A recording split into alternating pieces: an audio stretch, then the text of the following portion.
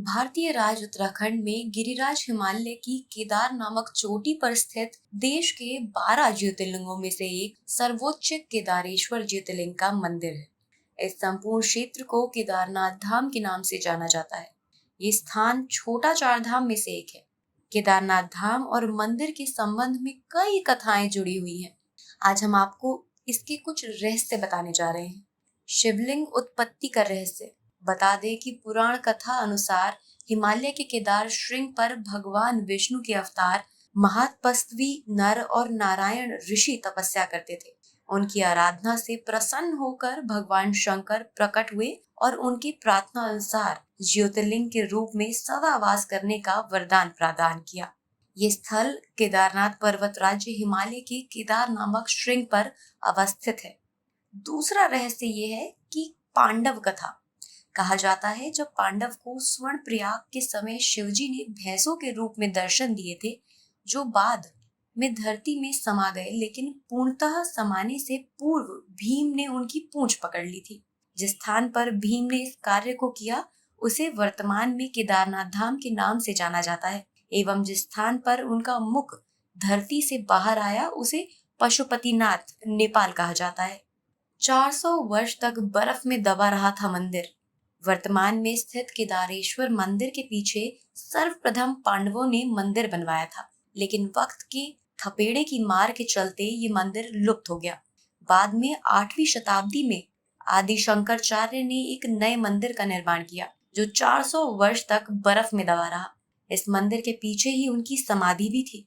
वैज्ञानिकों के अनुसार मंदिर की दीवार और पत्थरों पर आज भी इसके निशान देखे जा सकते हैं। दरअसल केदारनाथ का ये इलाका चौराबरी ग्लेशियर का एक हिस्सा है। 6 महीने तक बुझता नहीं है दीपक। आपको बता दें कि दीपावली महापूर्ण के दूसरे दिन शीत ऋतु में मंदिर के द्वार बंद कर दिए जाते हैं। 6 माह तक मंदिर के अंदर दीपक जलता रहता है। पुरोहित सम्मान कपाट बंद कर भगवान के विग्रह एवं दंडी को 6 माह तक पहाड़ के नीचे ऊखीमठ में ले जाते हैं। 6 माह बाद मई माह में केदारनाथ के कपाट खुलते हैं। तब उत्तराखंड की यात्रा आरंभ होती है। 6 माह मंदिर में उसके आसपास कोई नहीं रहता, लेकिन आश्चर्य की बात यह है कि 6 महीने तक दीपक भी जलता रहता है और निरंतर पूजा भी होती रहती है। कपाट खुलने के बाद ये भी आश्चर्य का विषय है कि वैसे ही साफ सफाई मिलती है कि जैसे कि छोड़कर गए थे। आपको बता दें कि हिंदुओं के 4 धामों में से एक बद्रीनाथ धाम भगवान का विष्णु निवास का स्थल है। ये भारत में उत्तरांचल राज्य में अलकनंदा नदी के बाएं तट पर नर और नारायण नामक 2 पर्वत श्रेणियों के बीच स्थित है। गंगा नदी के मुख्य धारा के किनारे बसा एक तीर्थ स्थल हिमाचल में समुद्र तल से 3050 मीटर की ऊंचाई पर स्थित है। इसके अंदर भी कई राज छिपे हुए हैं। यही राज हम आपको बताने जा रहे हैं।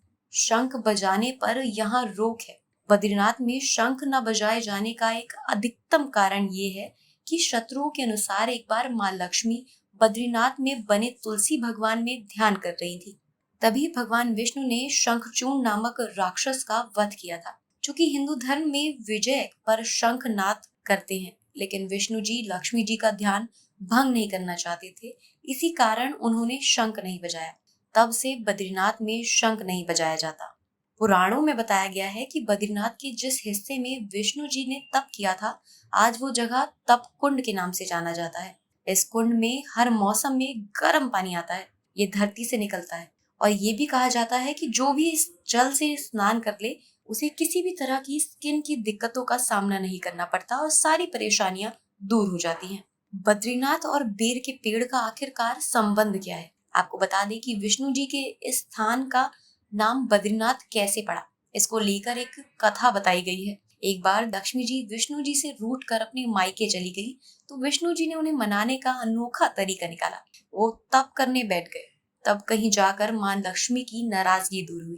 वे अपने स्वामी को ढूंढने निकल पड़ी, तो उन्होंने आकर पाया कि विष्णु जी बेर के पेड़ पर बैठकर तपस्या कर रहे हैं। तो मां लक्ष्मी ने मजाक मजाक में उन्हें बद्रीनाथ कहना शुरू कर दिया। तब से भगवान विष्णु का ये धाम बद्रीनाथ बन गया। मूर्ति लुप्त हो गई थी। ऐसा माना जाता है कि शंकराचार्य द्वारा स्थापित किए जाने के बाद भगवान विष्णु की ये मूर्ति एक बार लुप्त हो गई थी। फिर उसके बाद संत रामानुजाचार्य ने मूर्ति को फिर से स्थापित करवाया।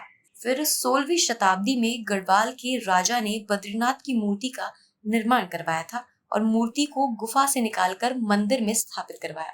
सबसे बड़ी बात यह है कि भविष्यवाणी हुई है इन बारे में कि ये आगे जाके विलुप्त हो जाएंगे, केदारनाथ और बद्रीनाथ। तो आपको बता दें कि माना जाता है कि जिस दिन नर और नारायण पर्वत आपस में मिल जाएंगे, बद्रीनाथ का मार्ग पूरी तरह से बंद हो जाएगा। भक्त बद्रीनाथ के दर्शन नहीं कर पाएंगे। उत्तराखंड में आई प्राकृतिक आपदा इस बात की ओर इशारा करती है कि मनुष्य ने विकास के नाम पर तीर्थों को विनाश की ओर ढकेल दिया है और तीर्थों को पर्यटन की जगह समझकर मौज मस्ती करने का स्थान समझ लिया है। तो अब इसका भुगतान तो करना होगा।